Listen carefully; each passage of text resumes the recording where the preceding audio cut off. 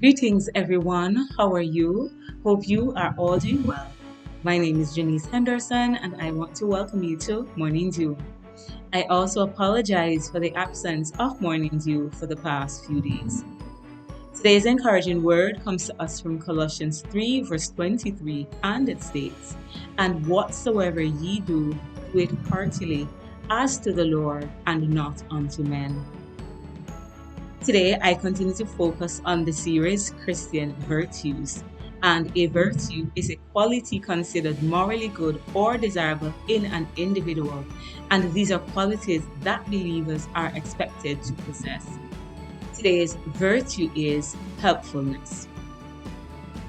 Helpfulness is the quality of giving or being ready to give help. It also means to be of service or assistance. And recognize that along this life's journey, there are points in your life when you require the help of others.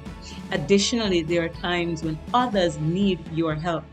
And it is important that while we are on this life's journey, we learn to offer help.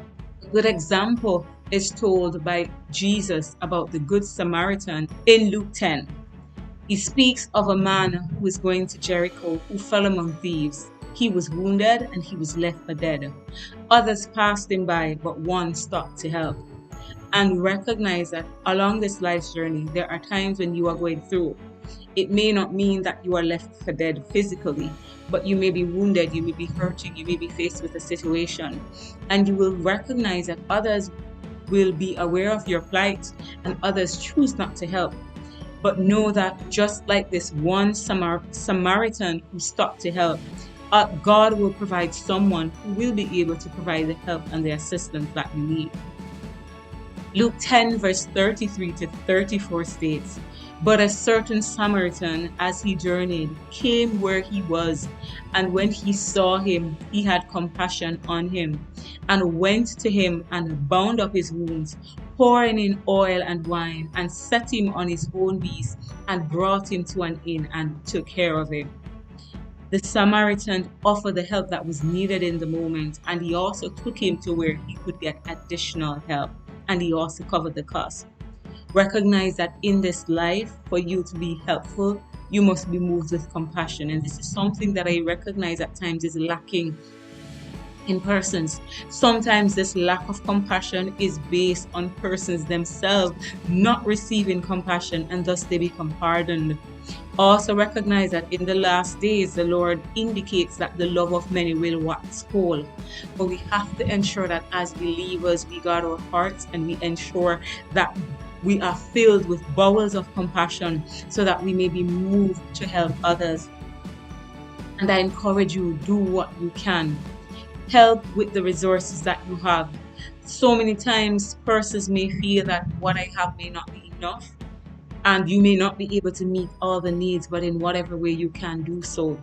Know that you can be helpful by giving of your time. You can offer a word of encouragement. You can offer words of comfort. Additionally, you can be helpful by just being there. Sometimes all that is needed is your presence. And also offer material help when necessary and when you're able to.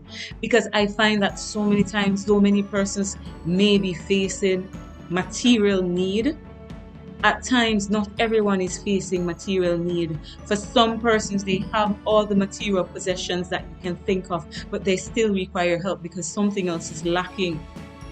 And I encourage you, in your sphere, wherever you are, see how you can help and be a blessing to others. Our focus verse states, "Whatsoever ye do, do it heartily, as unto the Lord and not unto men." Ensure that, recognize that though you are ministering to the needs of others, God is using you as a conduit, and essentially you are doing it unto the Lord. And therefore, in whatever way, shape or form that you decide to help, think from the standpoint that you are doing this unto God and not necessarily to the men or the women through whom you are offering this help. It is also important that when providing help or assistance to others, that you have the correct motives. We do recognize that not everyone is genuine, and not everyone who is helping is doing so for the right reasons. Matthew 6 verse 1 states, "Take heed that ye do not your alms before men to be seen of them. Otherwise ye have no reward of your Father which is in heaven." We recognize that at times persons will offer to help because they have ulterior motives. They're looking at what they can get out of it. Sometimes you're helping because they want to be seen of men. Sometimes others will help as a means to brag and boast on others and to show up others.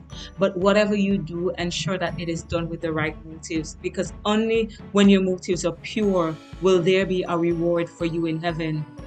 And whatever you do, also ensure that you're doing it without expectations. Do not help others with an expectation to receive help, because at times you may be totally disappointed. But what you have to do is to ensure that you help, and whatever you're doing it from a pure heart, and not expecting anything from those who you are helping. I want to thank you for joining me today, and I invite you to join me again tomorrow for another Morning's View. As you go throughout the day and the rest of the week, I encourage you, seek out opportunities where you can be a blessing to others, where you can offer help, and do it heartily, knowing that you are doing it unto the Lord and not unto men. So have a wonderful day. God bless you, and shalom.